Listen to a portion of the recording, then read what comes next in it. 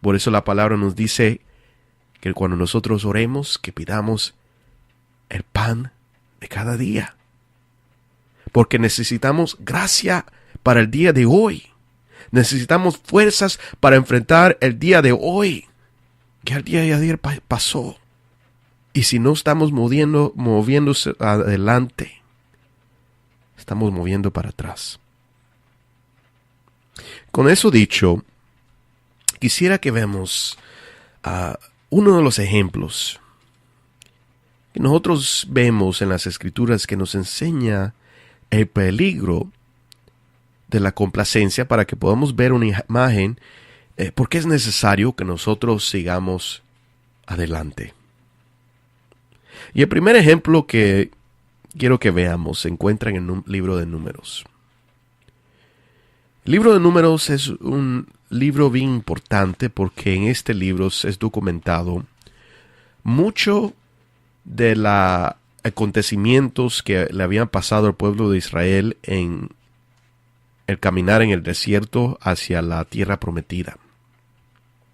La palabra nos enseña que Dios le había hecho una promesa bien importante al pueblo de Israel, primeramente a Abraham, cual fue pasado a sus descendientes, al pueblo de Israel. Él le había prometido que le iba a dar una tierra. Iba a haber un lugar especial donde el pueblo de Israel iba a morar y que Dios iba a morar con ellos. Iba a ser un lugar donde ellos iban a vivir siendo dependientes de Dios. Y era una promesa bien especial. Y esa tierra iba a ser dividida entre los diferentes tribus del pueblo de Israel, cuál iba a ser la herencia del pueblo de Dios. Pero vemos que antes de que el pueblo de Israel entra en la tierra prometida, algo pasa, que es bien importante que nosotros tomemos de cuenta de este evento, porque no es algo que podemos fácilmente sobrepasar cuando leemos la Escritura de una manera ligera. Pero es un punto bien importante que va con el tema que estamos viendo en esta noche. Antes de cruzar el Jordán para entrar a la tierra prometida, en la frontera, llegando a la tierra prometida, antes de cruzar el Jordán, algo pasa que debemos de tomar nota. Se encuentra en el libro de Números, capítulo 32. Mire lo que dice la palabra de Dios. Pensando en el versículo 1, dice: los hijos de Rubén y los hijos de Gad tenían una muy inmensa muchedumbre de ganado, y vieron la tierra de Jazer y de Galad, y les pareció el país lugar de ganado.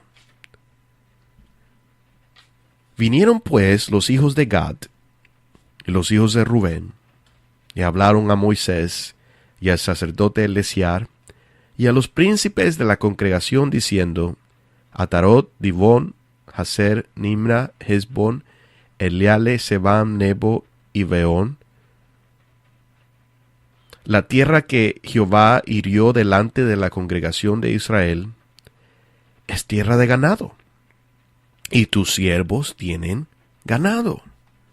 Por tanto dijeron: si hallamos gracia en tus ojos, déjese esta tierra a tus siervos en heredad, y no nos hagas pasar el Jordán. Tomen notas, hermanos, que algo bien importante está pasando en este pasaje. El pueblo de Israel estaba cerca de cruzar el Jordán para entrar en la tierra prometida, entrar en la tierra de Canaán. Estaban cerca de cruzar el río, a entrar a la tierra prometida, la tierra cual la palabra de Dios llama la tierra que fluye leche y miel.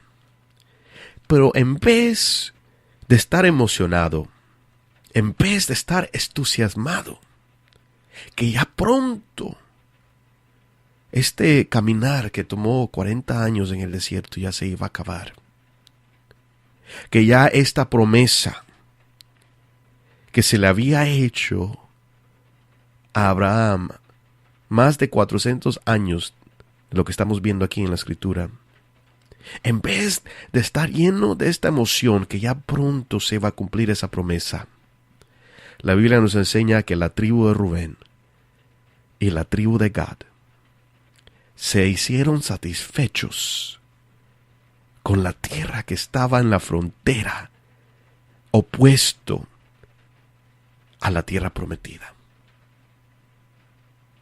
Estaban cerca, tan cerca al lugar donde Dios hace 400 años atrás le había prometido a Abraham.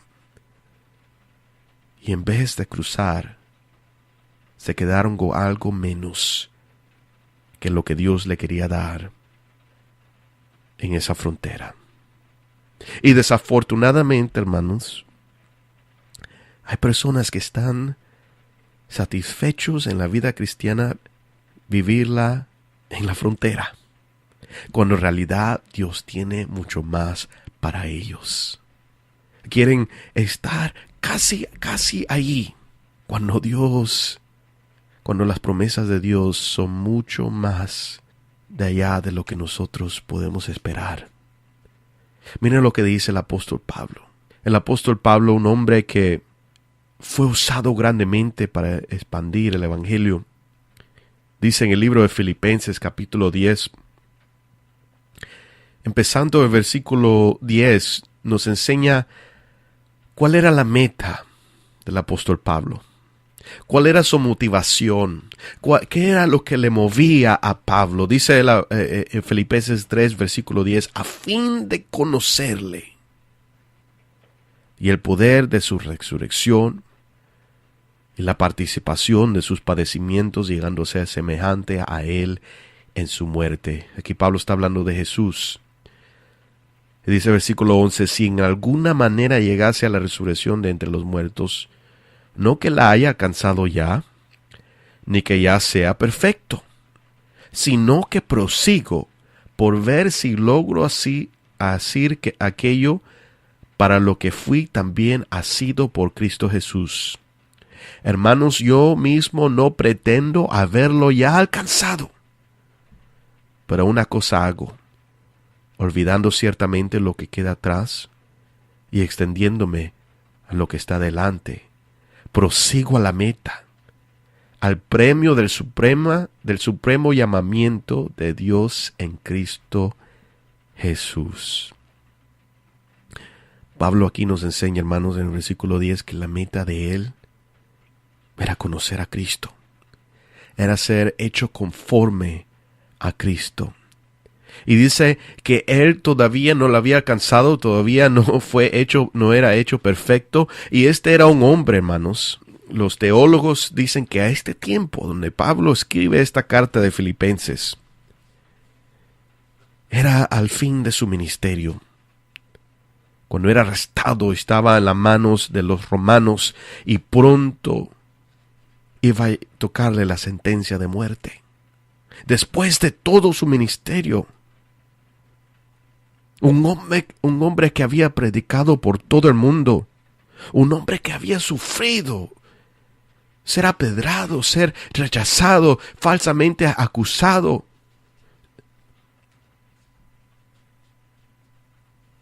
Un hombre que había sufrido por el evangelio.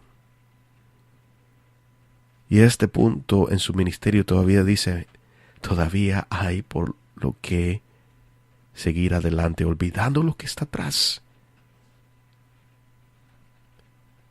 Y extendiéndome a lo que está delante. Y si Pablo dice esto a este punto de su ministerio, que todavía había más por qué alcanzar, ¿qué es lo que dice de nosotros? Que seguramente cada uno de nosotros llegamos corto a lo que era el apóstol Pablo. ¿Cuánto más tenemos nosotros como cristianos todavía por qué alcanzar? Pero lo que nos mata es la complacencia.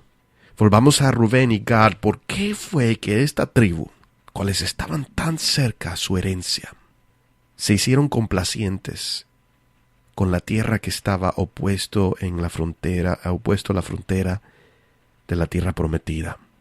¿Por qué es que ellos se hicieron satisfechos con algo menos de lo que Dios tenía para ellos?